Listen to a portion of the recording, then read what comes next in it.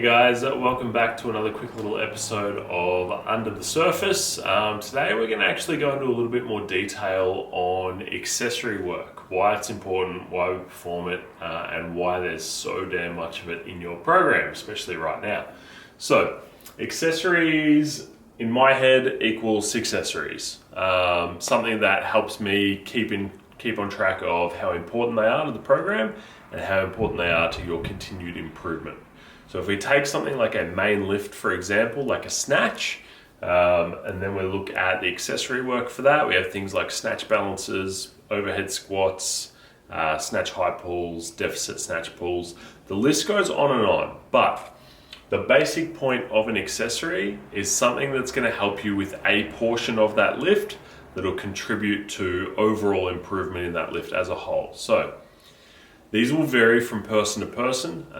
For instance, if I know that I am really weak in my first pull from the ground to my knee, I'm going to focus a lot on maybe overloading that first pull, so maybe going 105% of my max snatch and making sure that I maintain good body position, good timing, good technique. If I'm strong in that position, but I really struggle in that second pull from above the knee into my hips, I might do some block work there, work on different positions.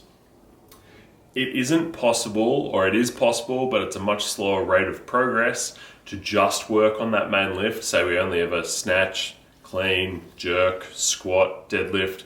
If we did all this work and we didn't actually hit those accessories, your progress is going to be a lot slower because there's always going to be one part of that lift that's slowing down your progress or holding you back.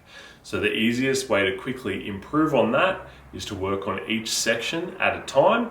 We work out where your weakness is at the start, and we can do that by seeing the lift as a whole, with an overview of the lift, and go, okay, we know you're weak from the ground, or you have trouble bringing it into your hips, or the bar gets away from you in that third pull.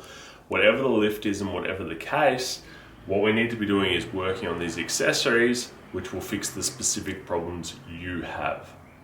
If I go into the gym every day and I go, all right, my goal is to squat 100 kilos.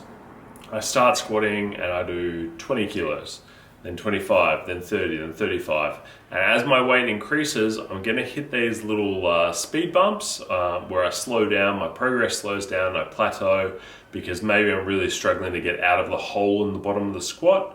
Or maybe I struggle with bringing my hips through at the top and locking out that movement.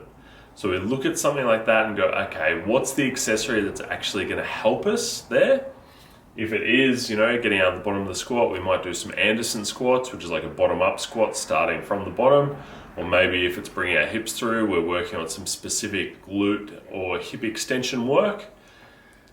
It can be just one small muscle group. When we're talking about these big compound movements, it can be one muscle group that's holding you back.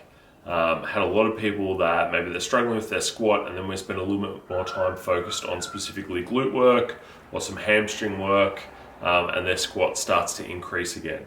So you cannot underestimate the value of these accessories, especially if you're weak in one particular body part, or like most of us, you're dominant on one side.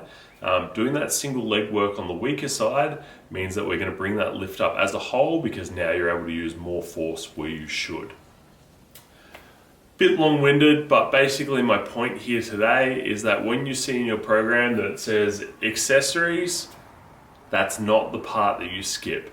That's the part that you actually need to work on, because otherwise we're just going to keep battling away at those main lifts and we're not going to improve how we should.